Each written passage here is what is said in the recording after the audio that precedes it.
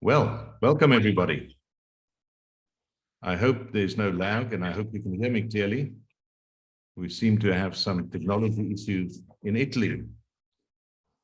However, it's a great pleasure to welcome everybody and to thank Janine particularly for acting as our moderator and for Farmers Weekly to be our partners in hosting this really pivotal meeting.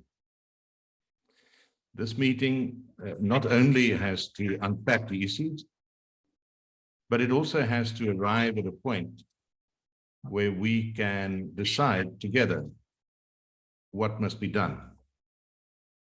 As you know, FairPlay is in favor of free trade within the rules. For us, the issue is that unfortunately, the rules are not being applied. We have also seen that the authorities are not applying the rules, and they do make U-turns. We've invited the Minister of Trade and the Minister of Agriculture, and they have not accepted the offer. It's a great disappointment to us. However, we're encouraged by the enormous participation here. I'm happy to see Isaac Redenbach from the SA Poultry Association, a real expert in the industry. I'm encouraged by Donald Patay joining us as a trade expert. I'm very happy to see that the West Boshoff of AFMA is here. Tabili Nkunjana has been replacing a colleague, Sifiso Ntombela, and he's an agricultural and food expert from an economist's point of view. Our wonderful partner, Vika Chonka, from FAWU, is going to bring a very important point of view when it comes to the position of the trade union movement and how they see the issues we are dealing with. We also have Amanda Ndodana. She is not only a valuable and knowledgeable person in the industry, but as a small-scale farmer, representing a large group of small-scale farmers, I firstly want to thank her for contacting us, inviting us to what they are discussing, and now joining us to bring their valuable point of view to us. And so what we are going to do is we're going to also allow the other panelists to talk. You'll be very happy to hear that this is not a monologue. Before that, I also just want to point out that we have, I think, 345 people in this meeting, and many industry leaders, people from other industries, from the milk industry. We have economists and banks joining us. It is vital that this is a proper community meeting. Everyone with a stake in this industry, regrettably, one of the important stakeholders, government, refused to participate. However, let's make the most of the time we have together. I take pleasure in handing over to Janine. And Janine, why don't you introduce everyone on the panel and take us through our paces. Thank you, Francois. Before we start, on behalf of Farmers Weekly, I'd like to welcome and thank the panelists here today for their time and expertise. I'd also like to extend a warm welcome to all the delegates and thank you for the time that you've decided to be part of this important discussion.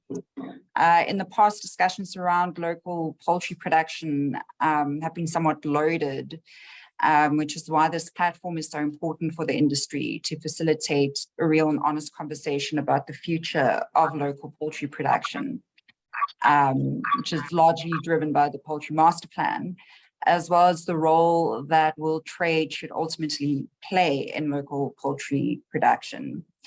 So the panelists here today represent key stakeholders in the industry and all have a common goal, which is to see the expansion and improvement of the local poultry industry. So I think instead of me introducing the panelists, I'm just going to ask each of the panelists to just quickly say your name and what your role is in the industry. So Isak, I think we'll start with you. I'm Isak Breitenbach. I'm the General Manager for the broiler organization of SAPA, doing all the work for the industry as a collaborative. David. Good morning, panelists, and also all the members of industry and stakeholders signed into this webinar. I'm David Boshoff, the Executive Director of the Animal Feed Manufacturers Association, and we are in full support of SAPA and the South African Master Plan of Poultry. Thank you. Donald.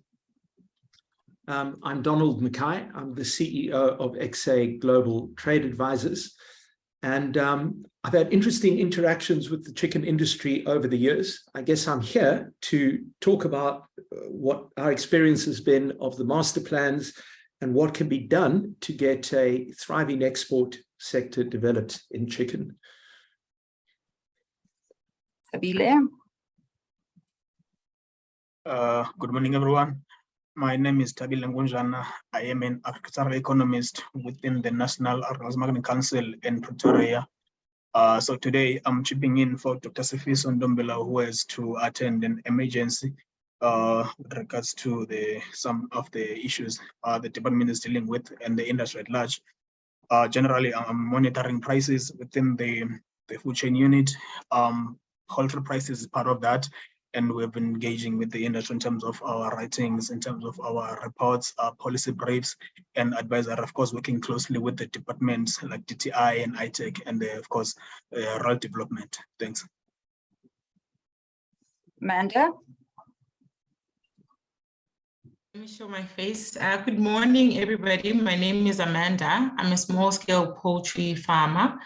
I represent a very large number of small-scale poultry farmers, and I do have poultry spaces on Twitter, whereby we are trying to develop ourselves and have a foot in the market and be involved in decision-making in terms of poultry. I'm glad to be here. And last but not least, Vuka. Thank you very much. My name is Vuka Chongo, the Deputy General Secretary of FAO.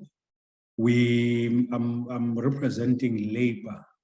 In this case, we represent workers in general in the poultry sector, but across the agriculture and the entire value chain.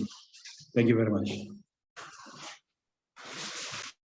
Thank you, everyone. So just a quick few sort of admin details is that we are going to have a discussion now amongst the panelists. And then after that, we'll open the floor to take some questions from the delegates, from the audience. Okay, so Isak, let's start with you.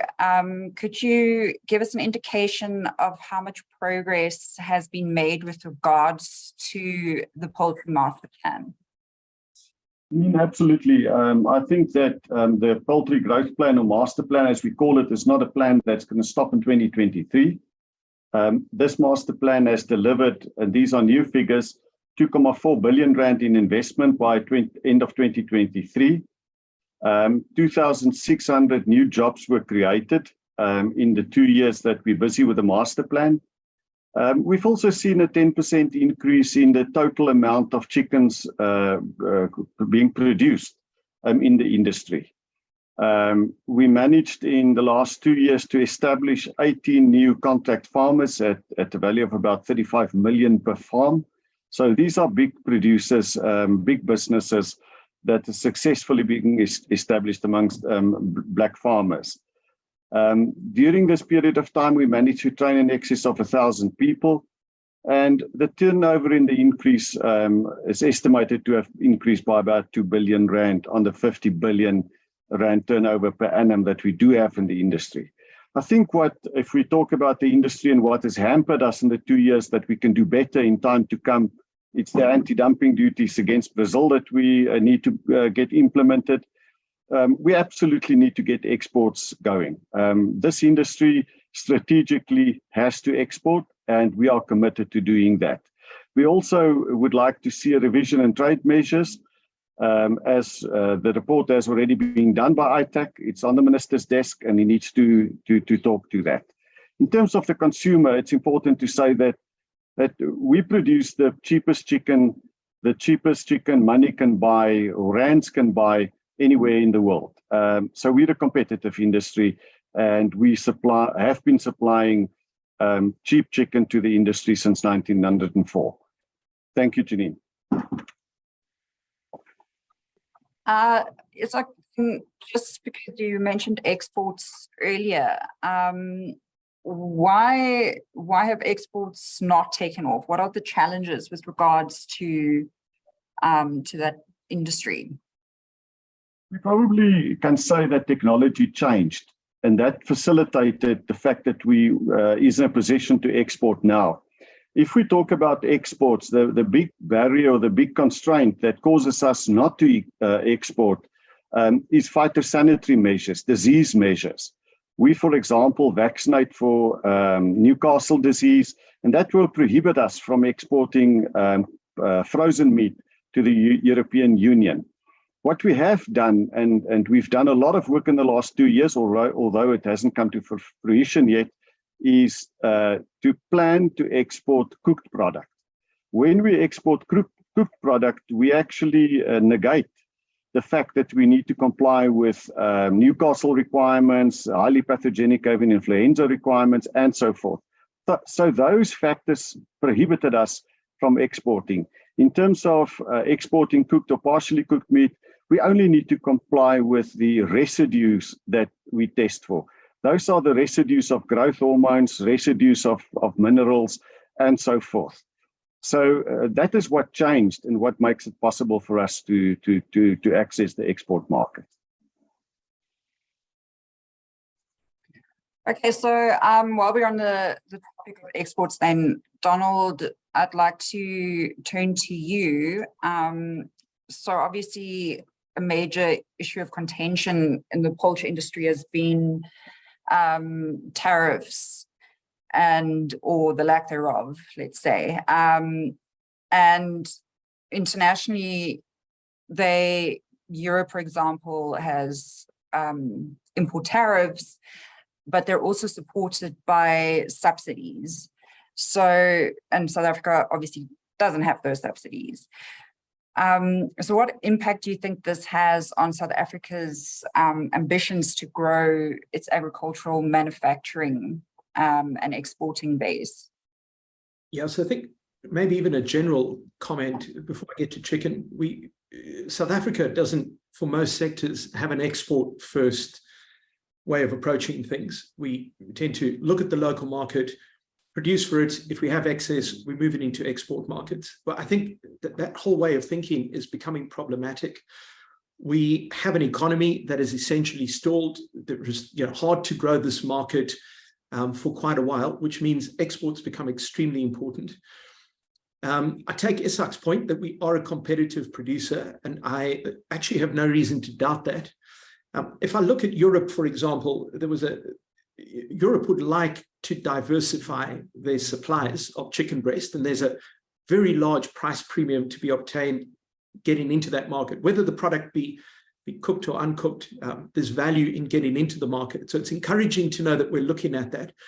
But the way of thinking around exports has got to be a little bit different. The problem is when Astral can't get water at their factory, or the roads are not working, whatever the case might be, the duties give you some protection to kind of hide behind.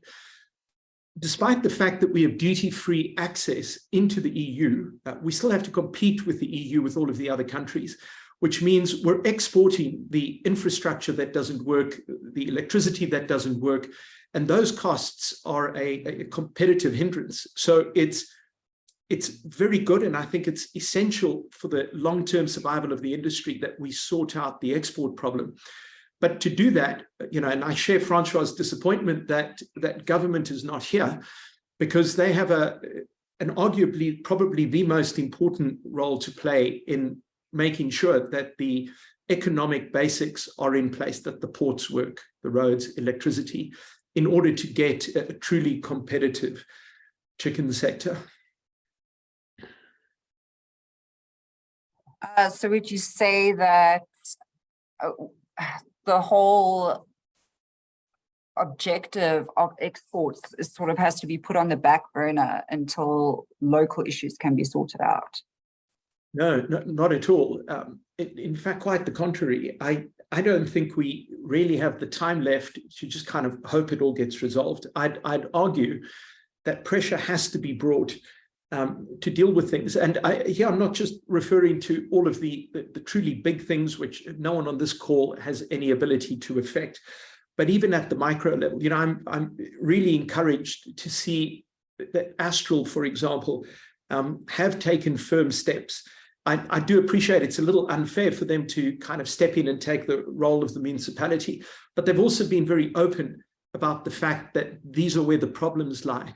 And I think those honest conversations have been for a long time hidden. There's been a discomfort in being openly critical of government, lest there be some negative consequences. So I think those bold steps are incredibly important if we are going to have a successful export sector. So perhaps you can talk more about how these local issues, like the fact that we have limited electricity or water, etc., is affecting the master plan in terms of expanding local production, and particularly in terms of expanding and improving production among smallholder farmers.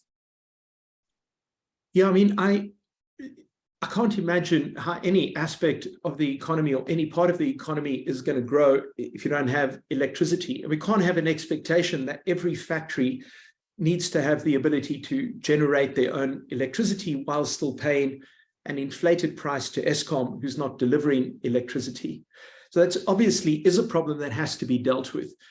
I'm also guessing that's not something that can happen quickly, but I can't imagine how the chicken industry, which I have to say, despite all of this, has had good growth, but you're going to have an automatic cap on how much you can grow if you can't get the water and electricity to your farm or to your production facility. No matter what else happens, it's inconceivable to me that you can ever grow beyond the rate that government can fix those infrastructural problems.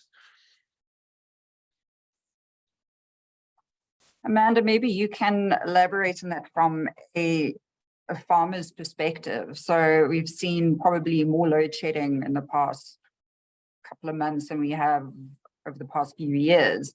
How has this affected your production capability, as well as maybe other farmers that you interact with and that you work with? Janine, thank you for the question. I'm fortunate to have a backup system or solar. I've moved over to solar since March this year because I run a small hatchery as well.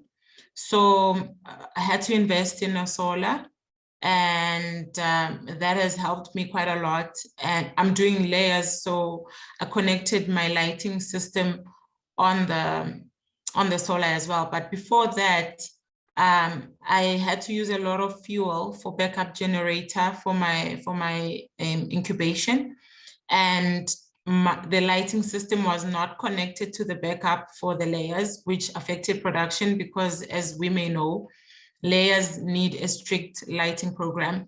So once that is tampered with, production does go down. And then in relation to a lot of other small-scale poultry farmers, especially broiler farming, it has affected them quite negatively because the growth of a day-old chick is dependent on the heat that we can be able to provide for brooding purposes. So a lot of losses were gotten by the small scale farmers. A lot of them had their day-old chicks die, or in the first 3 weeks, they died quite a lot. We've had spaces where we discussed other methods to heat up the brooder, which include the use of imbawula and all of that, because at the end of the day, I mean, the mantra that was developed that a boermarke plan was not there by mistake, because, you know, with all these challenges that we face, yes, at the end of the day, it means we have to spend more money, even if you use gas heaters and you have to now get coal and all of that, we use more money to be able to fight the current challenges with load shedding. And so maybe we should move to Devet, then talking about production. If we can maybe just talk about feed, animal feed, for example, which is obviously, I think most people would know, has sort of skyrocketed over the past year. Is South Africa anywhere near self-sufficiency in terms of feed production? And if not, which I suspect is probably the answer, is this a necessity for the expansion of poultry production as it's envisioned in the master plan?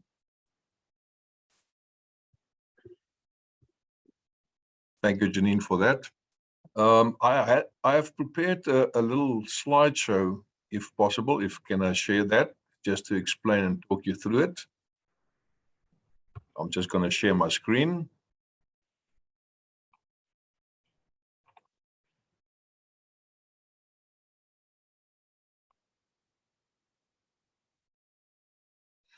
Okay, you asked me, are we self-sufficient? I just want to go one step back and just talk on the matter of where we started off, and I want to also touch base where Isak has also alluded to tariffs, anti-dumping tariffs that should have come in. We all heard in the news, read in the media, etc., that the claims have been made that it's due to duties that the the poultry prices are inflated, and of course, cost. Food inflation is very important as well, and we truly appreciate that we must have affordable food for the nation that is safe.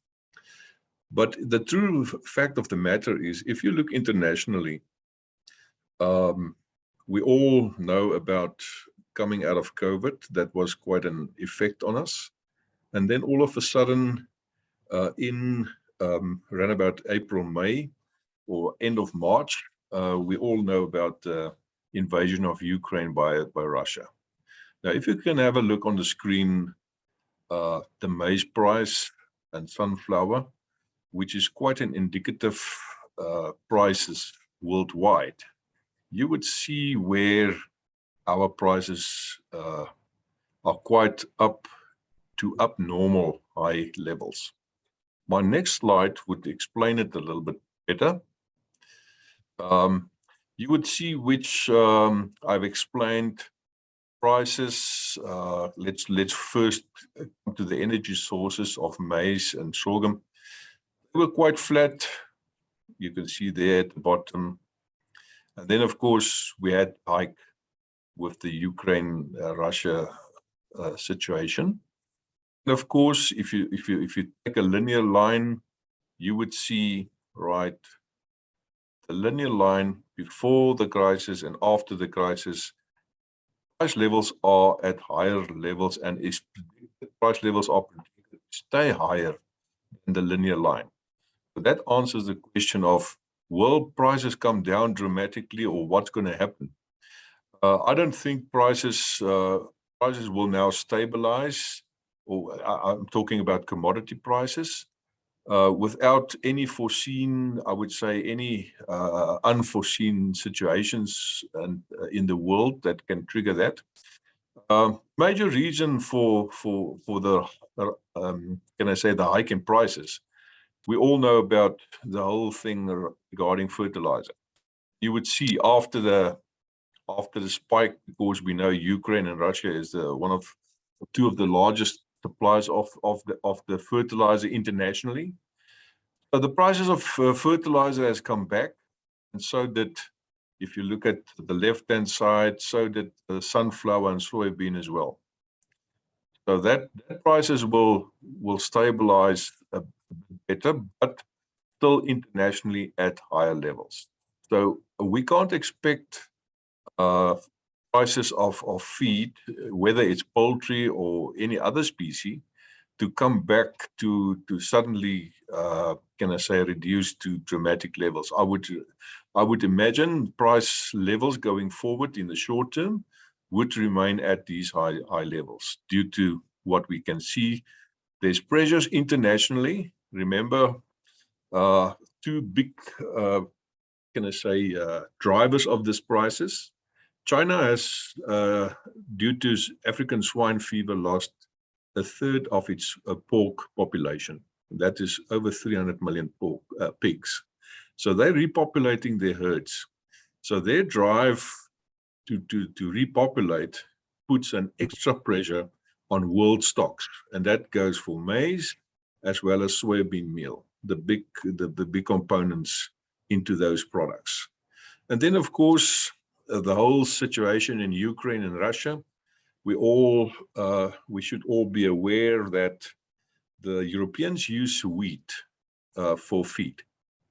Now they didn't have access or enough access to wheat, and they switched over to maize. So that pushes back the pressure to maize, and that's one of the second reason why the levels of maize prices are also remaining at quite high levels.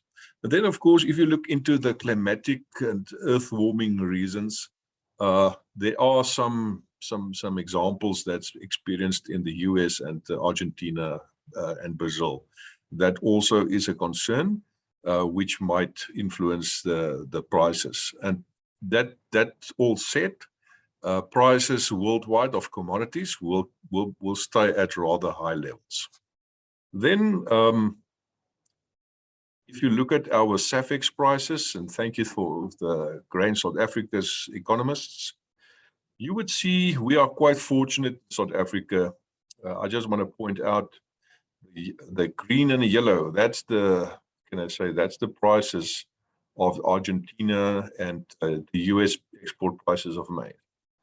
The black line, you could see there, our SAFEX price at this level, around about 5.2. And why it's at export parity is because we have excess stock. We exported more than 3 million tons of maize last year due to being able to have that and enough in our own market. If you look at the whole situation regarding soybeans, and soybeans are, you can have a look at the trend line. The SAFEX price is around about just under the 11. Also, the soybean price is at export parity. And that's due to a huge success story in the soya value chain of producing more or less enough for being self-sufficient. So I just want to show you that's the sunflower. On sunflower, we also had a bumper crop last year. That's where why we are at the export parity price. Going forward might be another story, but that's the crop in the silos. And of course, we must always keep in mind South Africa are bound and linked to the Chicago Board of Trade. That's the international body, or can I say exchange, that determines commodity prices worldwide. So we are derivatives from CBOT. So please keep that in mind. So we are actually deriving our prices from that. Then Looking, you said you wanted to know a little bit more on prices. Although we had big crops, you can see there on the left-hand side, and this is a source is a crop estimates committee. Production of maize, we produced quite enough maize, more than the 5-year average. And yesterday, the crop intentions to plant came out, and the intentions is still to plant enough maize at the same levels. The intentions is to plant more yellow. So we as South Africans, if everything goes well, will expect our maize price to be at export parity. But remember, it follows the CBOT trend. So it will remain at high level. Looking at soybeans, we had you can see the success story of soybean production over the years. We more or less now at self-sufficiency, and the intention to plant actually rose to a higher level. So we can expect, if you look at the yields, around about the 2.4 to 5 million tons. So that's much higher than we have already. And that explains moving certain vessels already been booked, or some vessels that already gone, exporting soyas. So soybeans will also remain at export parity, but also please remember, there's no contracts, local contracts for soybean meal and sunflower oil cake in South Africa. So we can expect also export parity, but still linked with the Chicago Board of Trade, which will remain at higher levels. So in a nutshell, prices of feed will not come down dramatically. I think it will move sideways where it is now, and it will move with the international market. So I'm just going to stop here my presentation, just talking on price. I can retake the presentation later on if we discuss other matters. Thank you.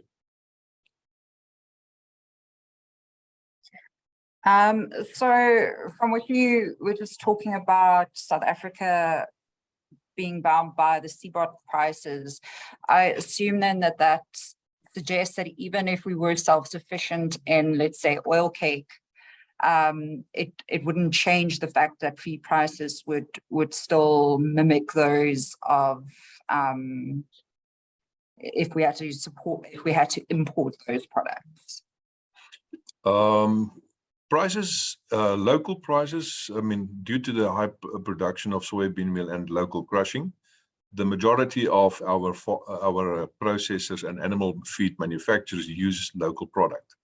So of course, we internally are being offered these products at huge discounts, of course, against the international price, which moves it closer to export parity. So we're not at export parity, we're just a little bit higher than that. And of course, at the moment, in that price determination of any product, it also, in any product which has a tariff perhaps on it, there's always in the model, the pricing model, there's also an import tariff that's applicable where there's an import tariff on the books. Okay, so Amanda, I just want to go back to you because this is about, I want to ask another question about poultry production in terms of farmer support. So obviously with feed prices, which are unlikely to come down, I mean, so it may trade sideways, but it's unlikely to drop. Electricity prices are likely to go up, so on and so forth. So input costs are going up.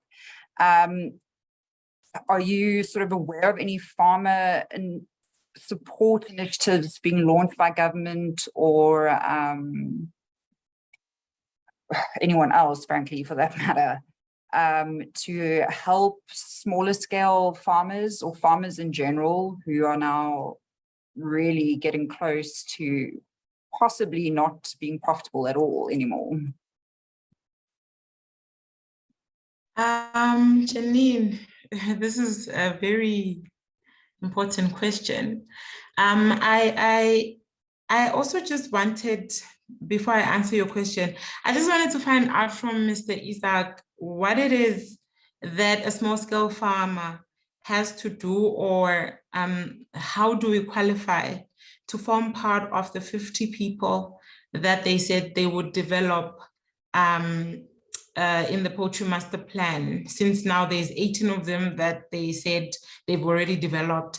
We would like to also know, how does a small scale farmer like me become part of the developed, because those are part of the things that would make or break us as small scale farmers when we do not have the support, the financial support or the market entrance support, because some of us may be able to produce a certain number of chickens, but when we don't have the right market, then we might as well be producing for our neighbors or for our families and not make any money from it. We are aware of all the price increments. There's another one that happened again recently. My supplier had their feed go up by $10 where they buy, so my price is also going to go up very soon. We are close to making no money at all, and the government had these PESI vouchers, and apparently there's another rollout that is coming out soon. However, even those type of systems are flawed, because you may find that there's people that are selling PESI vouchers on social media to show that that system is not run correctly. It's not given to the right people that are actually doing the farming. But for feed, that is the only support that I'm aware of. It's the PESI vouchers that started in 2020 as a relief to farmers due to COVID. We're not as subsidized as green farmers, because green farmers are being given seeds, they are given fertilizer every planting season. But with us, we have to wait. It happens, I mean, I've received it 2 times only. Some people have received 1, some people haven't received anything at all because the system is flawed. So, you know, it would be great to actually receive some of the things that are promised in the Poultry Master Plan, to actually, you know, I would love to be in a poultry space, in my spaces, with somebody that can say, no, I've been part of the people that got something due to the Poultry Master Plan, or because SAPA assisted me. I don't know of anyone as yet, and I don't know how much assistance the 18 people have been able to get. I don't know the criteria for all of those things. So those are the type of things that as a small scale poultry farmers, you know, we feel very much left out because we do need the assistance. It is getting very rough. Some of us are only staying because of the passion now, because we are digging into our own pockets to keep our businesses running.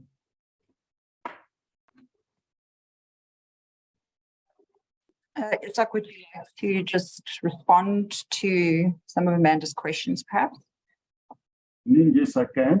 I think that when we talk about farmer development or the creation of new contract growers and the establishment or growth of small farmers, it's 2 different processes. Small farmers farming 1,500 or 5,000 or even 10,000 birds will find it incredibly difficult to scale up to 200,000 birds. So we find that the people that qualify for financing for contract growing are people that has already got a substantial amount of chickens on the floor. There is a second program, and the second program, we're actually working with 19 farms at the moment, and those are either small farmers being established or farms that small farmers that are grown to become bigger and bigger. So those are the two processes. To get a contract from a company, the farmer must contact the company, and they will look at each individual case before they allocate a contract. After a contract's obtained, environmental impact study is needed, a water license is needed, and then that process goes to funding at the IDC. So that will be, in a nutshell, the process to be followed. Janine, if I may just step in here. Sure. Isak, while you're on there, this master plan was supposed to be a growth plan. So far, we've heard about the effect of feed on pricing. We have not heard the effect of tariffs. We've not heard that anti-dumping duties really affect the price to consumer. Presumably, there are things that should have been done or could be done. And I wonder whether you could point to what those are in terms of the master plan. If we could just return to the master plan as a growth plan.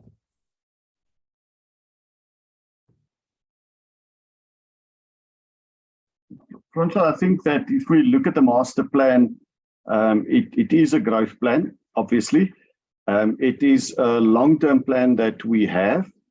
And what we want to achieve in this plan would be firstly to have more investment and more growth of the size of the industry. And we do have that. Per capita consumption is still increasing in terms of chicken. A second major point is the fact that we are growing is creating capacity for us to do transformation. And we've talked about contract growers and also other farmers that are not contract growers.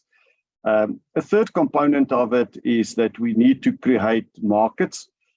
Those would be local market growth, and there's some initiatives in that, but that should be accelerated. Secondly, export market growth. A lot of work is being done behind the scenes to facilitate exports to the EU at present. And we need to bring that to fruition. And then if we lastly talk about what needs to happen is that the local industry can't compete with dumped product or illegally traded product. And what I mean with that is product that are underdeclared in terms of price. Those fundamentals need to be put in place for the industry to do these vast investments to grow the industry.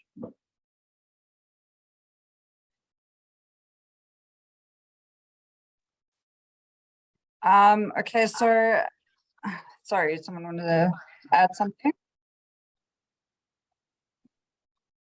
Yes, Okay. I had a question for Mr. Isak and I don't feel answered. I would like to know, so basically, does the master plan and what SAPA committed themselves to mean that they committed themselves to developing people that are already doing more than 10,000 birds per cycle? So it doesn't mean that they were committing to developing us to get to that, because 10,000 birds per cycle, according to my knowledge, is a small scale commercial farmer. So does it mean that us that are already at the bottom here, there's no assistance that SAPA committed themselves to in terms of the master plan? And the second program that he says is there, I still don't know how exactly does one person stand to benefit from it, or a small scale farmer stand to benefit from it. Does it mean that I must obtain a contract first and then pay for an environmental study? From which money? Like, where is the development in that? The 1.5 billion that they said they are going to spend to develop us, is it not us? Is it the people that are already doing more than what we can afford to do? Let me try and answer that. There's no requirement in terms of the master plan. It merely states that we will be establishing 50 contract growers over a period of time. It doesn't say whether it's a big or a small producer. With the poultry fund, there's a poultry fund at IDC, administered by the IDC. And I can't remember the amount of money involved in the fund at all. But if one look at the criteria for funding, then it makes it very difficult to scale up from a very small amount to a very big amount. And that is simply the funding criteria of the IDC. If we talk about the second group of people, small farmers that are already farming that wants to expand, or small farmers that is not been established as yet, they can also apply for funding from the IDC Poultry Fund. And then in terms of licenses and water licenses, and also business plans, SAPA has funded a number of those in the past. So those are the type of assistance that's given.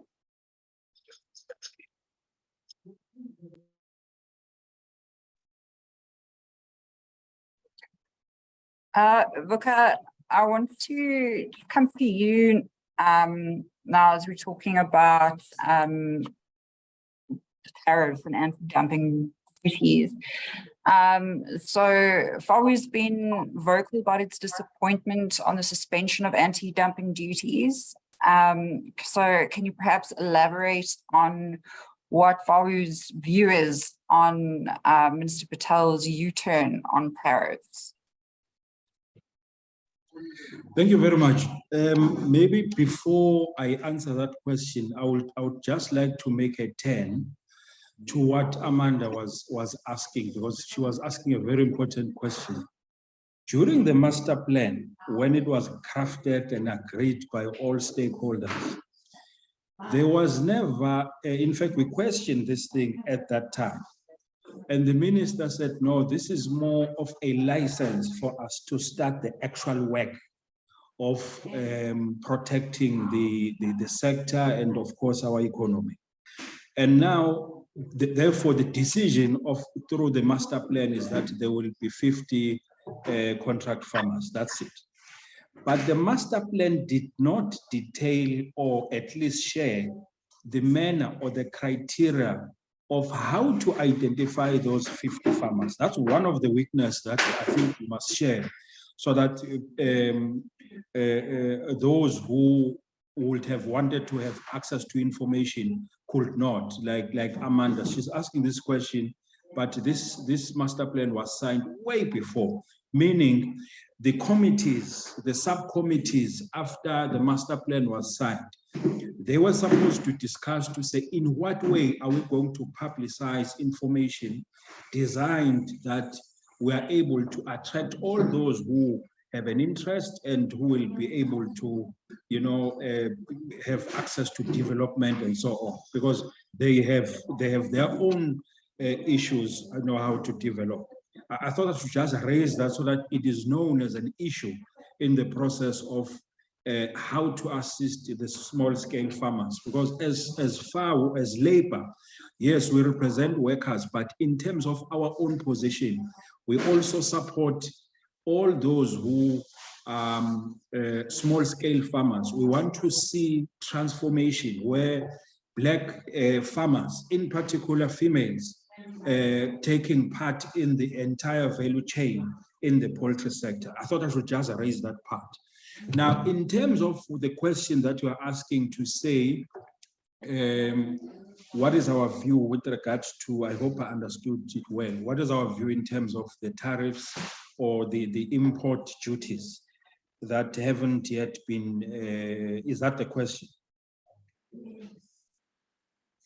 Yeah, what's your view on the suspension in particular? Okay. Yes, look, we raised already a high level of discontent in terms of the fact that the anti-dumping duties have been suspended.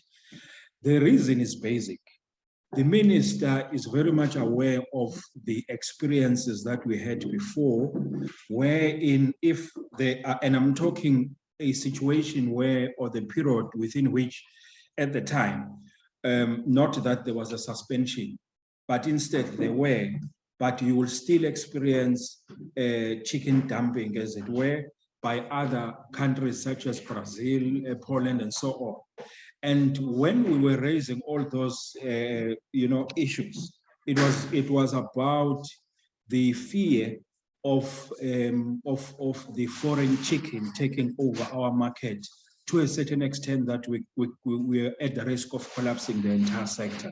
That has been the argument, and that was proven at the time, because the market share, the foreign chicken in the market went way up as expected, and it crushed the local poultry supply.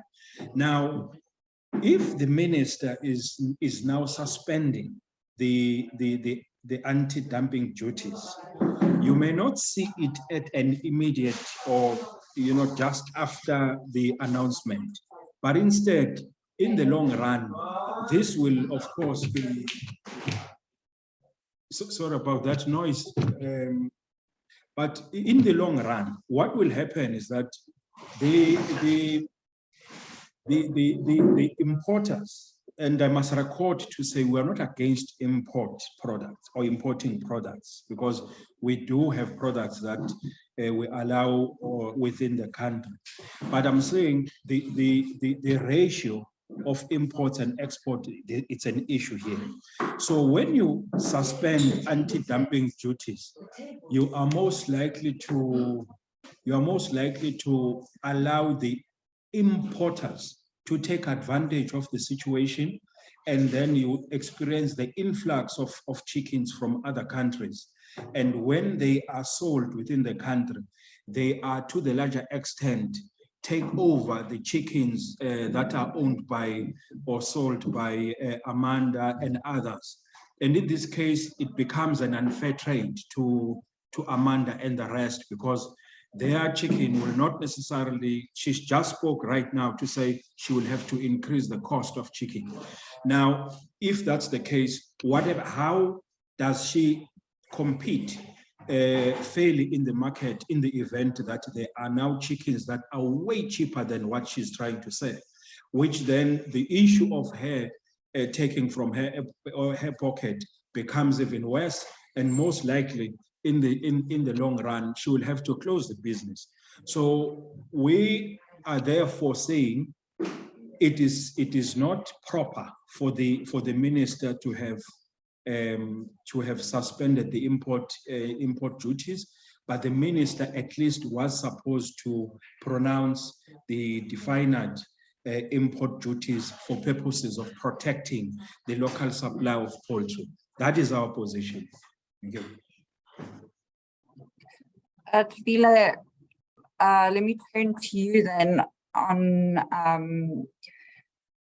in that regard. So I think the main reason used for the suspension of anti-dumping duties is that it will decrease the cost of chicken products that consumers buy at retailers. Is that true? Are anti-dumping duties effective in actually bringing down chicken prices on the local market for consumers? Okay, thanks, Janine. Actually, I've already raised my hand just to add on what we were saying. So if we are just to track back as far as June, when the anti-dumping situation was brought in, if we are looking into prices, by prices I mean like both spot prices, that is the SFX, producer prices, as well as retail prices. At the moment, we cannot say that the anti-dumping has had that an impact, that is the one of reducing prices, particularly for chicken or poultry in general. given that it's only been 3 months, so it normally takes time for for prices to generally reflect what has been happening in terms of the market, that is feed price and all that. So at the moment, that anticipation, it has not happened. We haven't seen the decline in prices. If there's anything that I think is visible or observed from the data, both all that is the spot prices, the poultry prices have been pushed by issues that have always been there. That is the rising feed prices, as I think the colleagues from AFMA have mentioned that. And that, of course, it's something that is not unique to South Africa. It's a global situation. So therefore, we cannot say that based on the numbers, or at least the data that we have, the anti-dumping has had that impact of reducing poultry prices. Actually, if there's anything that I've seen, is that a number of poultry products have generally increased since June to now, given that I've just have access to that data until the first few weeks of October. So at the moment, there hasn't been that impact of reducing prices.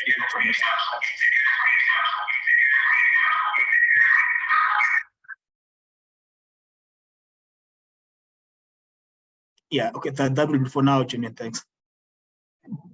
Thank you. And then could you also perhaps speak about the impact on consumers of VAT-free chicken or VAT-free chicken feed, as well as the impact of that on smallholders?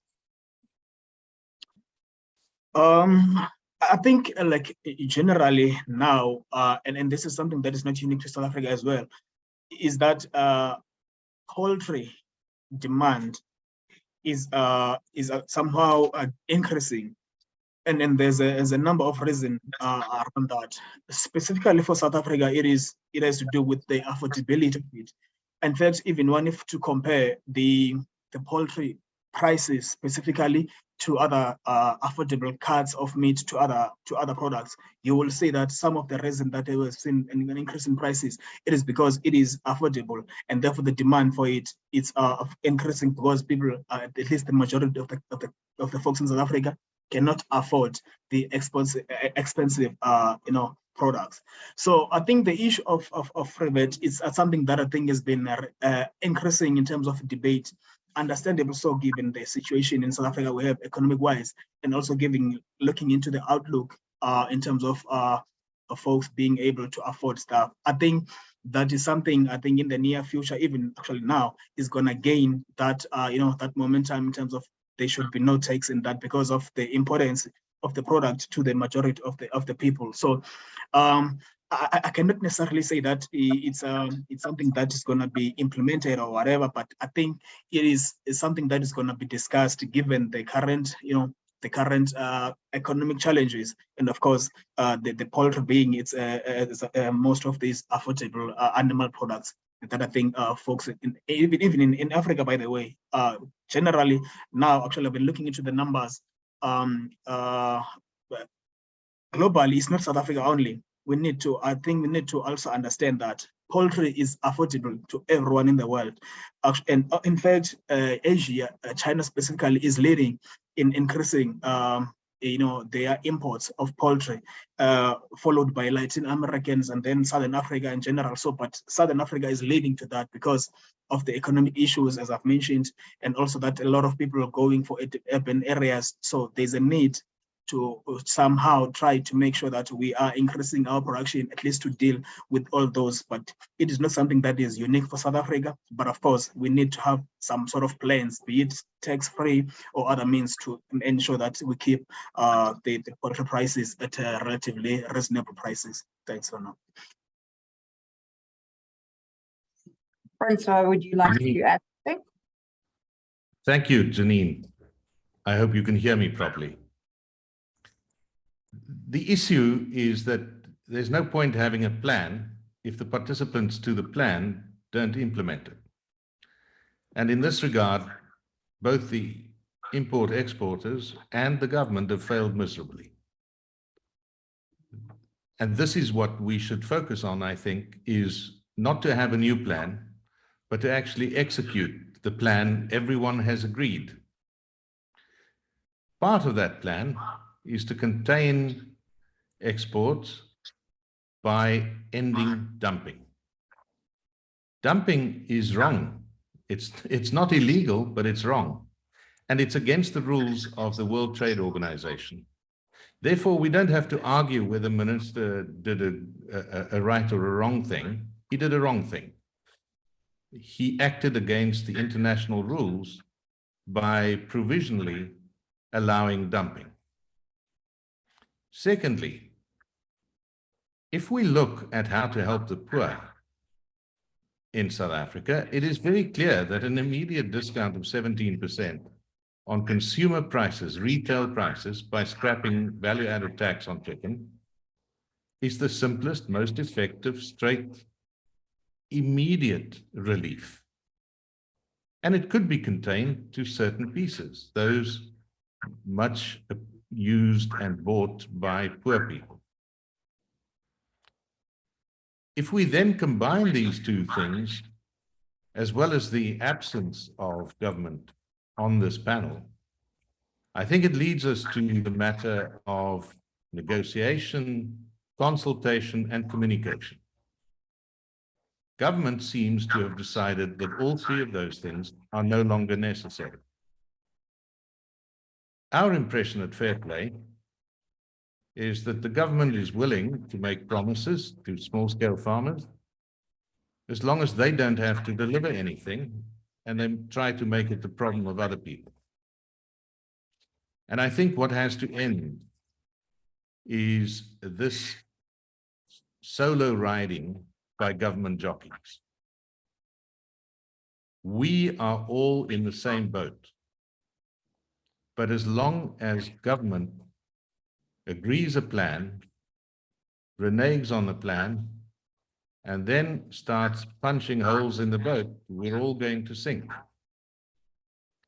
And that is why for FairPlay, the plan has to be to execute the plan that everyone agreed. Secondly, to ensure that we help consumers by lifting value-added tax on chicken pieces, South African chicken pieces. And then lastly, to help small-scale farmers who are not all registered for value-added tax by lifting value-added tax on chicken. All of these things put together would have a real effect on the consumer price. I am proposing that that should be the focus instead of government acting unilaterally against the agreements they have already made. Thank you, Janine. Thank you. So, I mean, this discussion could carry on forever, particularly in terms of smallholder support, which is something that Farmers Weekly is particularly passionate about. But unfortunately, I see our time is running short. So I think before we start taking some questions from the audience, if we could just go around the panel, and if you could say what priority actions you think are needed right now in order to keep the master plan on track or get it on track, as well as perhaps changes that need to be made to the master plan. Okay, so Donald, let's start with you. So very hard to argue with Francois' VAT-free chicken and feed. I don't know how successful that will be, but certainly has my support. Regarding just maybe some factual issues. So just the anti-dumping duty was not removed, it was just never implemented. And so that would explain why we're not seeing a reduction in the price. It's just the tax that hasn't been put in rather than the tax that was taken away. Just something else though, which is the domestic industry is certainly not without protections. The duty rates on chicken are high. And I take Francois's point on the dumping, but we are talking, if we talk bone-in chicken, which is typically the contentious product, there is a 62% duty, which is one of the highest levels of duty we have in the whole tariff book. And we've also seen over the last 4 years, a 50% drop in the import volumes. So the duties have been effective. Now, is it enough to satisfy SAPA and the domestic producers? That's a different issue, but the duties have had an effect. So 50% drop, we've gone from 240,000 tons in the period September 2018 to August 2019. And if you look at the equivalent period to August 2022, we're down to about 120,000 tons. So certainly there's the growth of the domestic industry, its profitability and its market share has not been insubstantial over that period. I would disagree with the ministers, or should I say, Isak and Francois's view on what the minister had to say. I think there is a question of the balance here. So I'm not someone who believes we should have absolutely free trade with no duties on anything at all. But I do think at some point there is a cost to all of this. The domestic industry has, I understand they have issues with things like feed, but it's not a uniquely South African problem either. But there have been some significant wins for the domestic industry. And I think at some point, the consumer does fund the duties that get levied on these products. And as to why it doesn't get passed through to the consumer, that I would believe at least is very much a function of a highly concentrated retail sector who determines what the prices are that products ultimately go to the consumers. So whether, is there some rent seeking from some companies? Quite possibly. But I think we shouldn't lose sight of the fact that I don't think we should lose sight of the fact that the prices would be higher. So there's a countervailing effect of having the duties. The duties were not there. The prices would in all likelihood be higher than they are at the moment. They're very unlikely to be at the same level. So that'd be my take on all of that. Thank you, Janine. And I shall keep quiet. Dwet, would you like to give your sort of final thoughts? Yes, thank you, Janine. I just also want to link up what Francois said, and we must go back to, can I say, the original situation. We must remember this is a growth plan. And in our view, we don't foresee that imports will be stopped in totality. We must be realistic about that.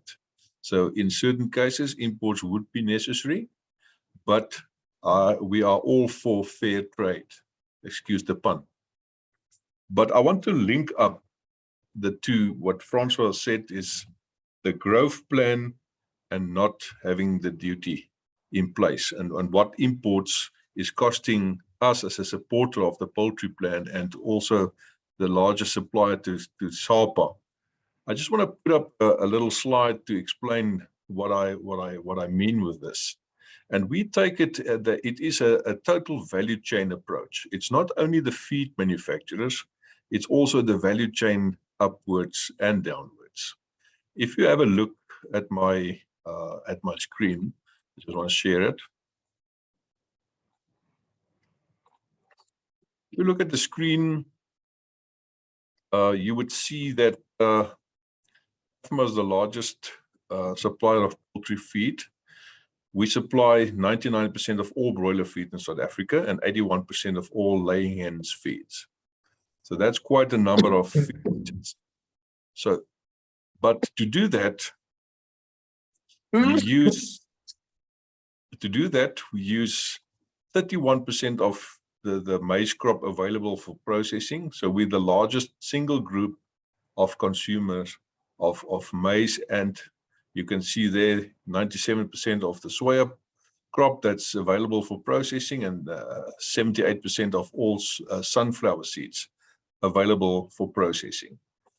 So saying that, it's not only the feed manufacturing industry, it goes back to the farmer of the maize, the farmer of the soyas, the farmer of sunflower, and even the jobs created within the feed, on the farm, etc. So it's a whole knock-on effect in the whole value chain that at the moment we're feeling, because, okay, that's just the manufacturing. You can see AFMA represents around about 60% of the feed.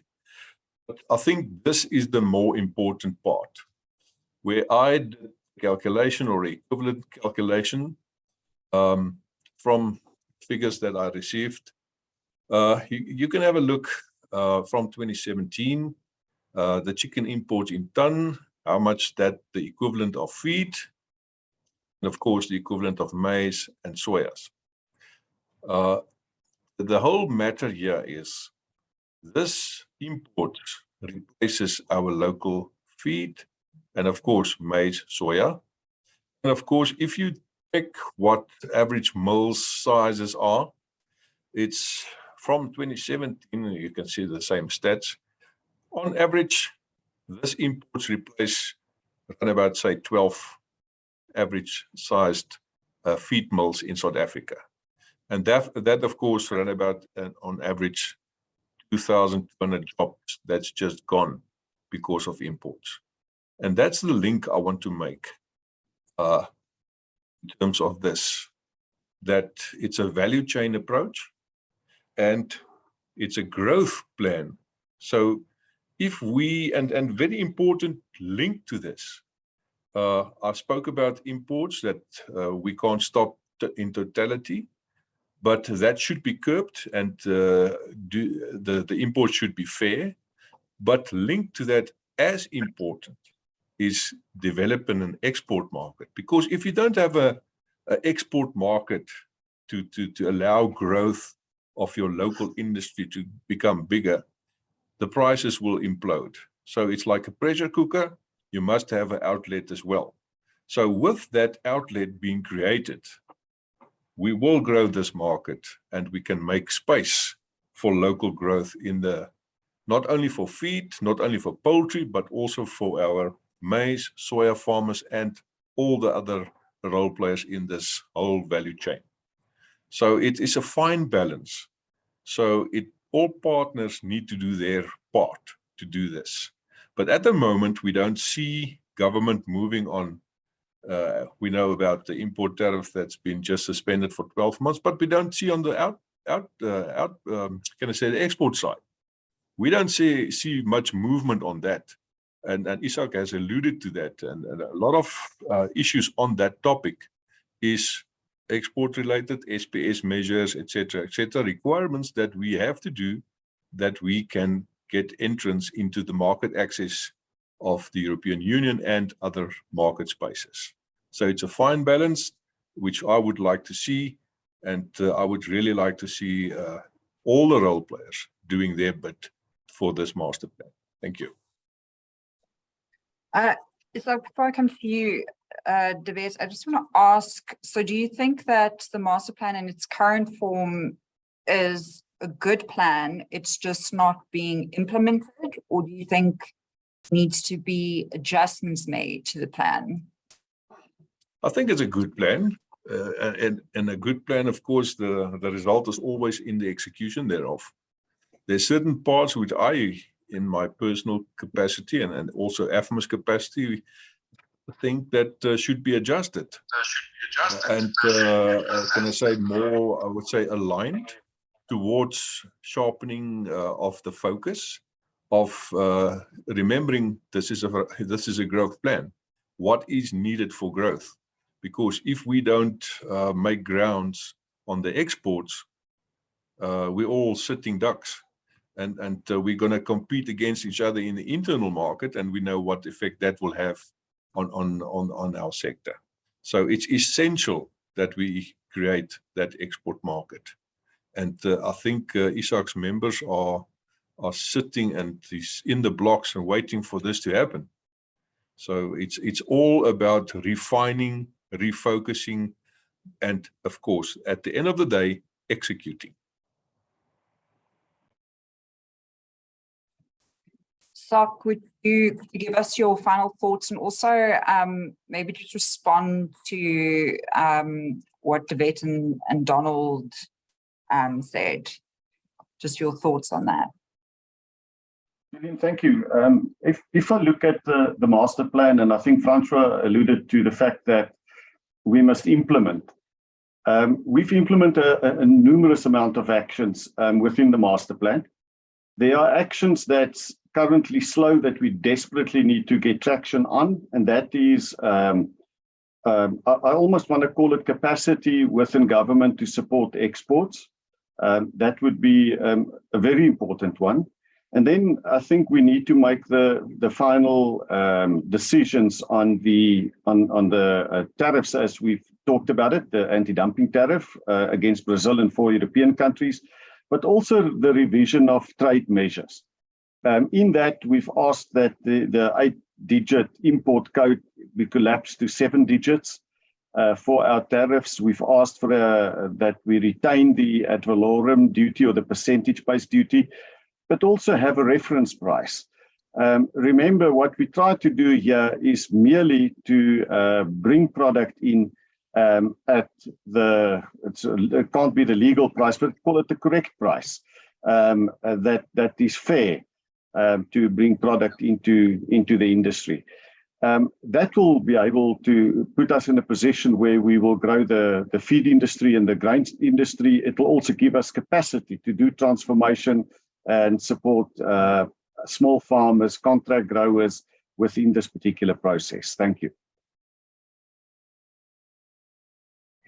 Sabile, can we have your final thoughts as well, particularly from an economic perspective in terms of what needs to be changed in the poultry master plan, or what needs to be added or removed or adjusted? Okay, thanks, Janine. So first off, I'd just like to say I'm getting the sense of frustration from a couple of industry players, farmers and all that. I've been following the industry for some time, understandable so given the circumstances and also the challenges that they are facing at their different operations. Now, with regards to the master plan, I think it is a plan, yeah, as it has been said. Of course, it's something that almost everyone needs to commit to in terms of it achieving its goals, and that, of course, it has to do with also the government, the private sectors, all the guys that are involved in it somehow, one way or the other, be it is in the form of advisory or analyst and all that. So I think it's something, it can yield some positive results on top of what he has already achieved, at least from my angle. But I think, of course, there had to be a bit of clarity from a couple of things that have also even today that have been raised. I think that will make a couple of people at ease in terms of not questioning a lot of what is happening with it. Yeah, so that will be it from my side. And also now with the issue of import and export, it's of course something that I think it's very crucial. If one was to look into the data, for example, for the first 6 months of this year, both imports and exports have increased in South Africa. And there's been, of course, challenges to that. But now if we are to put in the issue of export, for an example, because it's something that a lot of people have been vocal about, a lot of things has to be addressed. That is the issues of electricity, generally the imports that goes into that. You cannot be in a position to compete with Brazil, where they have a lot of, even by size of farmers. In Brazil, to go in on farmer, you need a plane, like a helicopter to move from one side to the other side of it. So their imports, in terms of production, they have that advantage. In South Africa, we have a lot of different issues that we need to address, infrastructural problems, that one, I think all of us are looking into those. In fact, they have been talked about a lot, and it's not because it's something that is being ignored, just that I think there has to be a bit of focus in everything that we want to do. Other than that, I think the master plan, it's something that we can work on. It just needs a little bit of commitments from all of us, including the state. You know, as it has been said, from all the industries, be it and feed, and everyone that is involved with it. That will be it for me for now. Thanks for the opportunity, of course. Amanda, in terms of what you expect from the master plan, do you think it's a work in progress? Do you think that there should be a greater emphasis on farmer support? Just what are your final thoughts? I think we would like to be more involved as small-scale farmers in the master plan. I would like for it to be very specific in terms of how do we get the support and who exactly gets the support that is said to be given to people in terms of the development, if it can be more specific. Because when things are not written down and specific, then it's very easy for people to dilly-dally and not commit to anything. And we support the removal of VAT on feed, because we have been trying to find ways to be able to benefit from that. And we only found out that it basically means that we have to be registered for VAT in order for us to have VAT removed on our feed. So if they can afford to remove tariffs, I think VAT can be afforded to be removed on the feed, because in most cases they're not. I think the reason for the removal of tariffs stemmed from supporting the consumer more than it supports the farmer, which would lead to us being like Ghana, whereby now billions of rand of their money is being used to develop. Mr. Francois, your microphone is very disturbing. To develop their poultry sector, because now chicken started costing the amount of steak, when now we can still afford to have chicken costing 50 rands per kilogram. Imagine now in SA when we're having 119 rands per kilo for chicken. It would definitely mean that we're at the mercy of the importer. So it would be great to actually get the development that is promised in the master plan, and for it to not be limited to people that are already developed enough or that already have enough money, because there isn't a person that can have 10,000 chickens in their coop per cycle that doesn't already have a market. I can't now start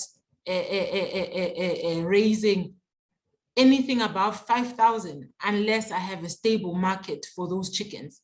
In order for us to be able to grow and actually pay less on cost of feed, we need to scale up. And in order for us to be able to do that, we need to be developed, we need to be supported. So we need the poultry master plan to actually support small scale farmers, because a small scale farmer is not anybody that has money to raise 10,000. That is not small scale to me. Thank you. Okay, finally, could you give us your final thoughts and how the master plan is either working or not working, or what needs to be changed?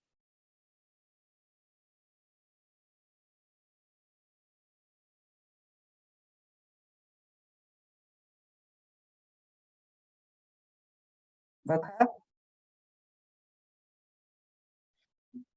Janine, who did you address? Okay. Buka. Yeah. Buka, I think you're on.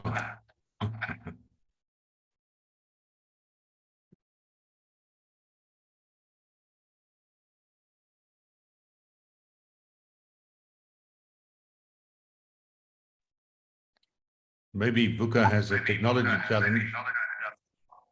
Yeah, Did we maybe Francois, maybe you want to give a summary if Vuka comes back.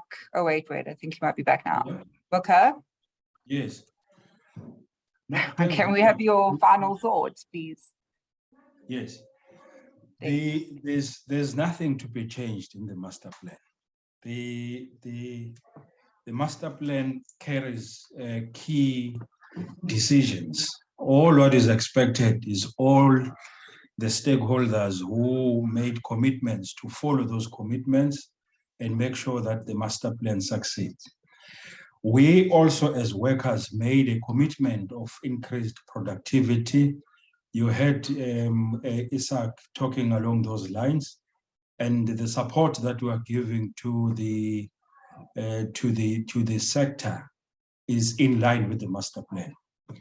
So the expectation, however, is that when there is a master plan that has to be implemented and it's not, then it becomes an issue. For example, if we were to not clearly define the expectations of subcommittees in terms of the small-scale farmers, in the manner in which they are going to be supported, and the demographics that has to be followed, because our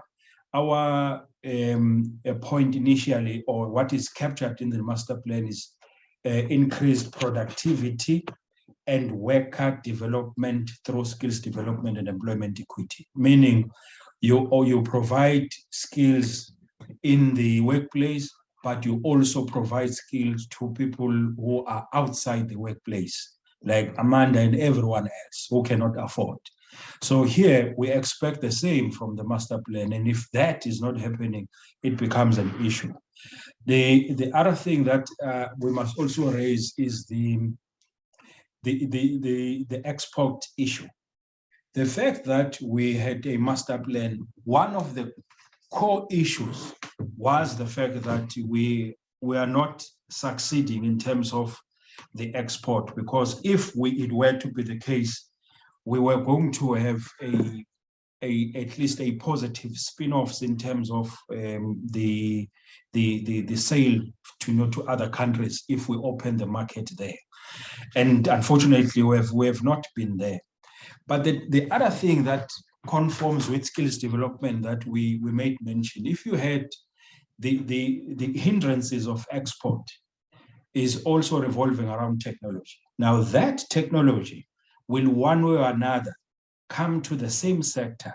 It is already happening in the agro-processing. Now, if it comes to this sector, you will have a number of workers who are going to lose jobs because of technological development.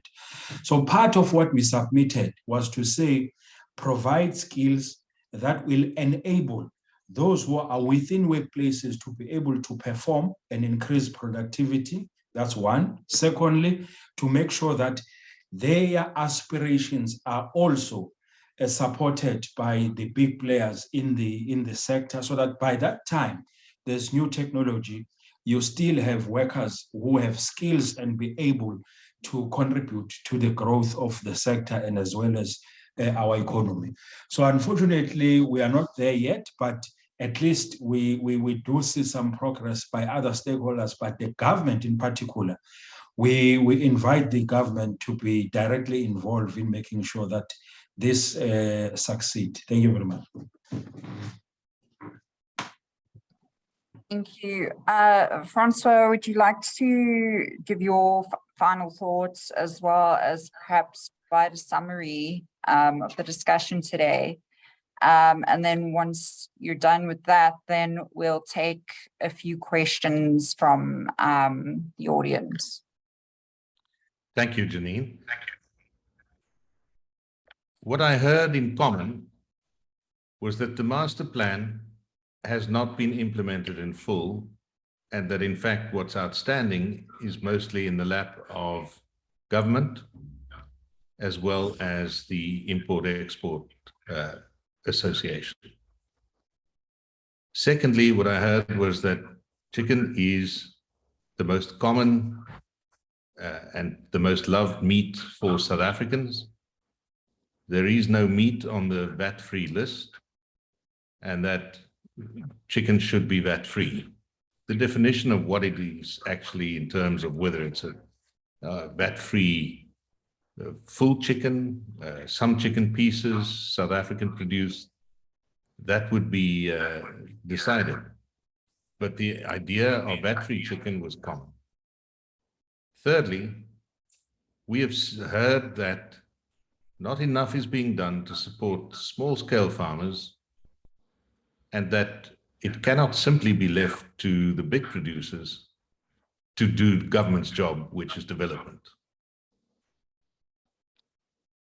VAT on chicken feed is an important issue. It's also to be lifted, but we should look at the whole value chain. And that is maybe something that could be a new innovation in the master plan.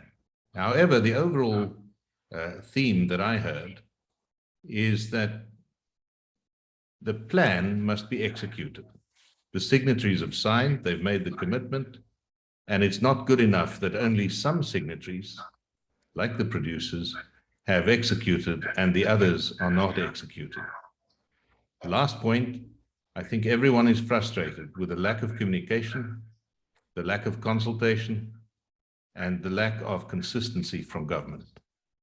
And we need to see government's leadership step up, not only do what they like to do, but actually comply with their duties.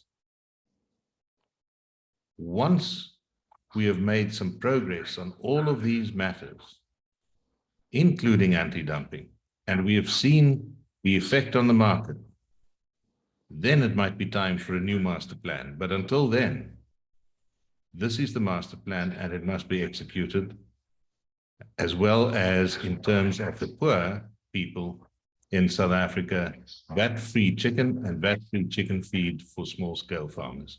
That's the summary I heard. I hope it's good enough for anyone who's on this call to say, yes, I agree with that. Other points may be that you want to add something in your final comments, or the audience may ask some questions that must be answered. So Janine, I'll leave it over to you to take questions from our audience. Thank you, Francois. So one of the questions that we received was regarding trade with Africa. So I'm not sure who wants to answer this question, but in terms of the African Free Trade Area Agreement, is there scope for South Africa to perhaps export more to the rest of Africa in terms of poultry? Could I have a swing at that, Janine? Sure. So the answer there is absolutely, but that agreement is so far behind that I think we shouldn't expect any short-term benefits to flow from the agreement, despite what the politicians are saying.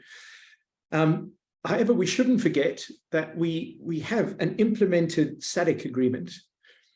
And I'd argue if we can't get trade moving within SADC, then the idea that we're going to sell our chicken to Nigeria or some other country that is outside of this region is even more remote.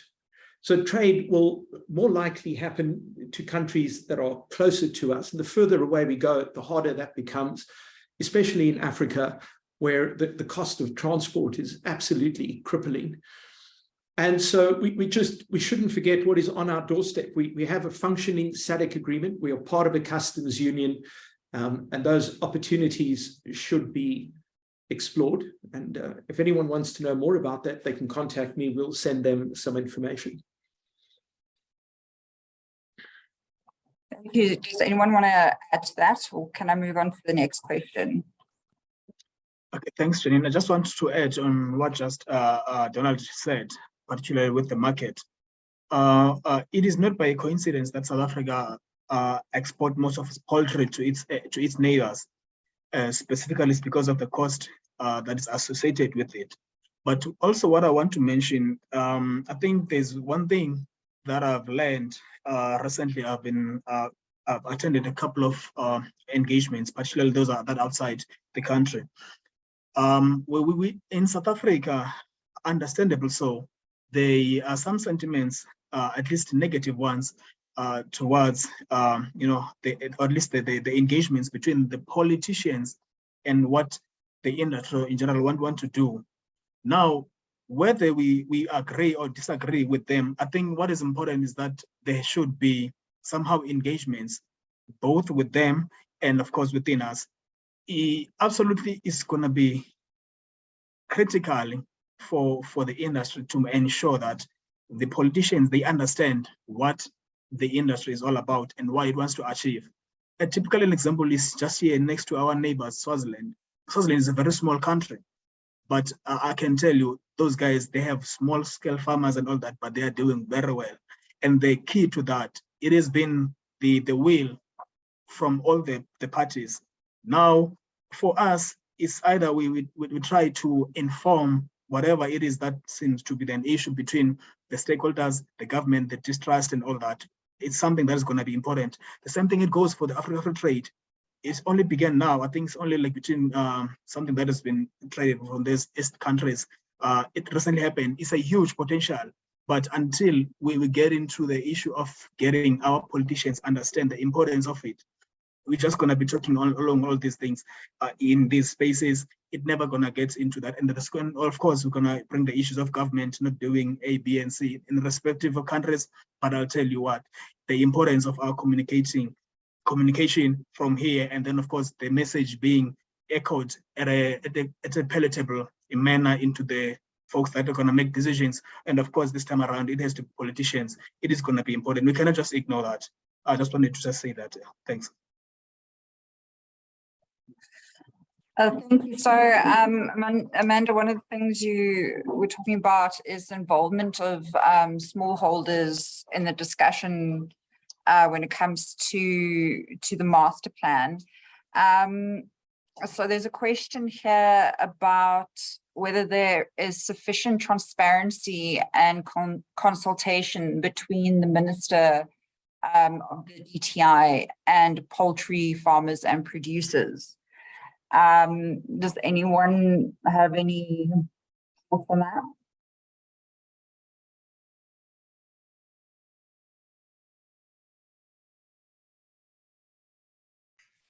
I can speak for us small-scale poultry farmers, and honestly, there isn't, because even with AFASA that are sitting on stakeholders, they're not mentioning anything in regards to what it is exactly that is happening.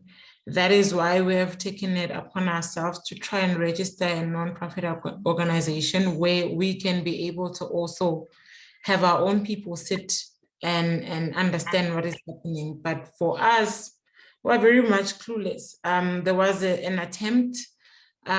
We invited the FairPlay movement to poultry spaces to actually, give us a breakdown on what it is exactly that is happening in regards to what the government is saying and doing in regards to poultry farmers.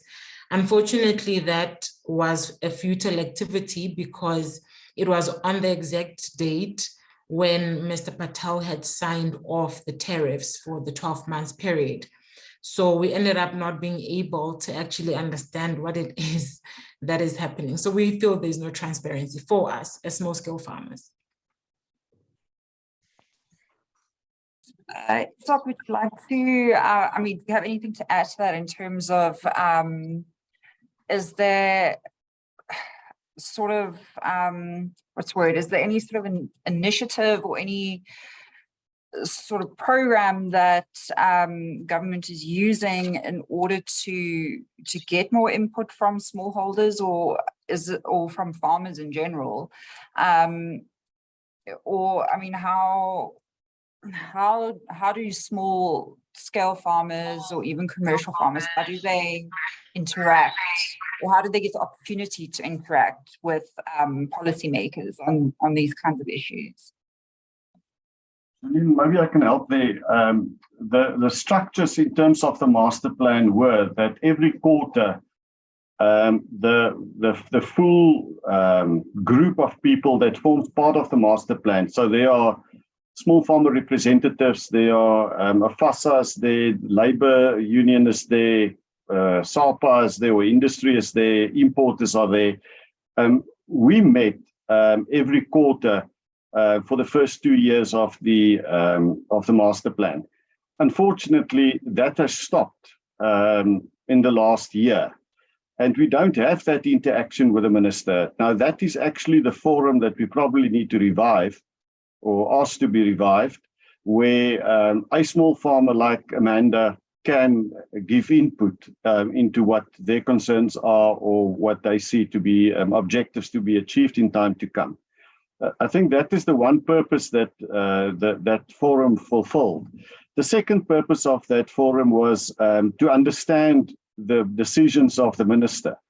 Unfortunately, we are unable to get a meeting with Minister Patel to discuss various issues relating to the master plan. Those would be the tariff, obviously, but not just that. It will also focus on we need some help with exports, probably from the Department of Agriculture, but the forum is a forum where Minister Dadisa and Minister Patel sits. And that forum is not happening at the moment. And we are calling for that to happen. And I think that is the frustration that Amanda is expressing and probably myself.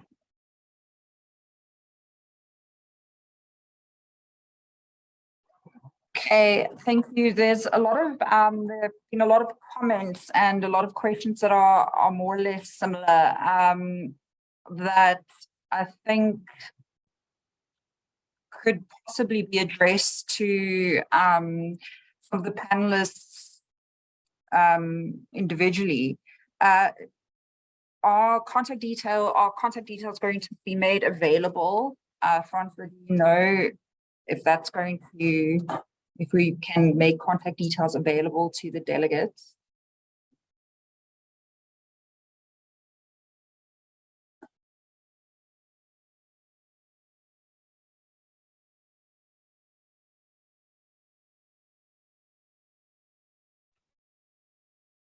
Francois?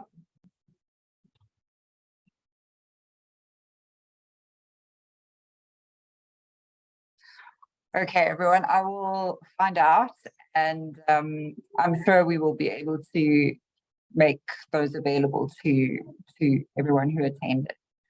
And then, because we've run out of time, I think the floor is open if anyone wants to just say one final quick thing.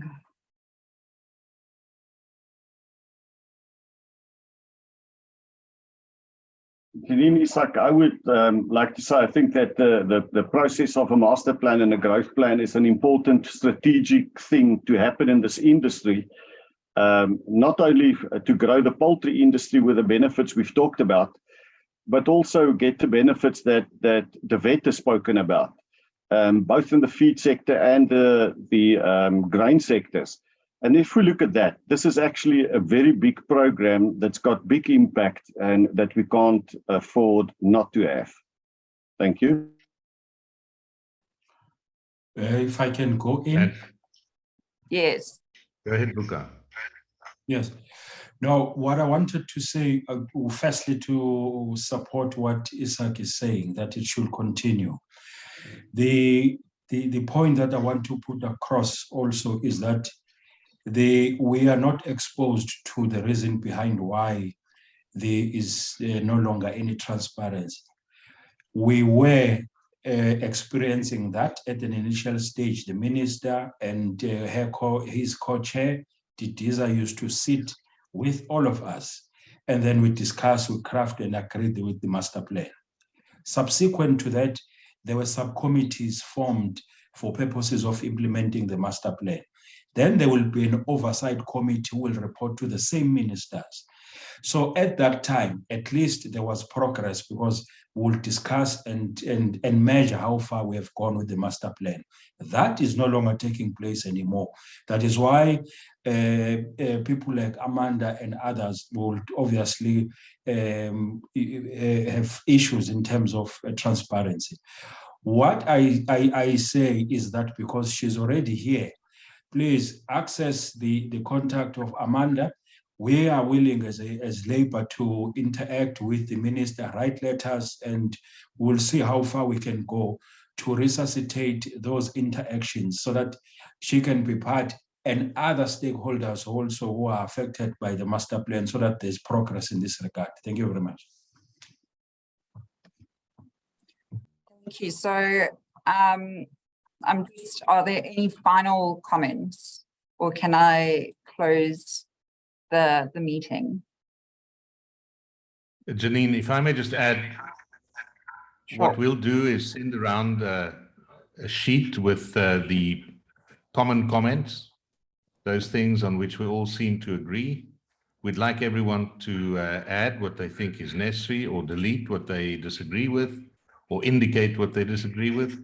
And hopefully we can then address this together to the ministers, to government, DGs, etc., so that they understand there is a real job to be done, and that the parties to this discussion and others who've been on the discussion and not on the panel have a real stake in what has to happen.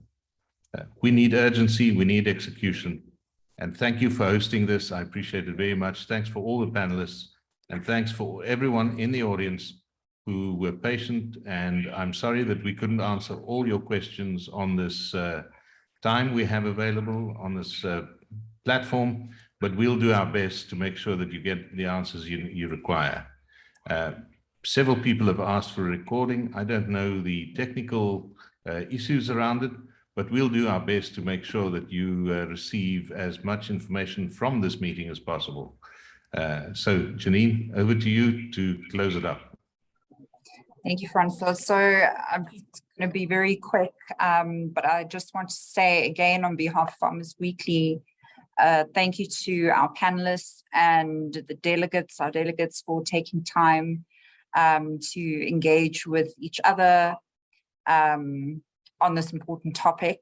I hope that this summit has opened the doors for similar conversations to follow in the near future, because I think we can all agree that it's vital, these sorts of conversations, particularly with involvement from stakeholders. And with that, I bid you all farewell.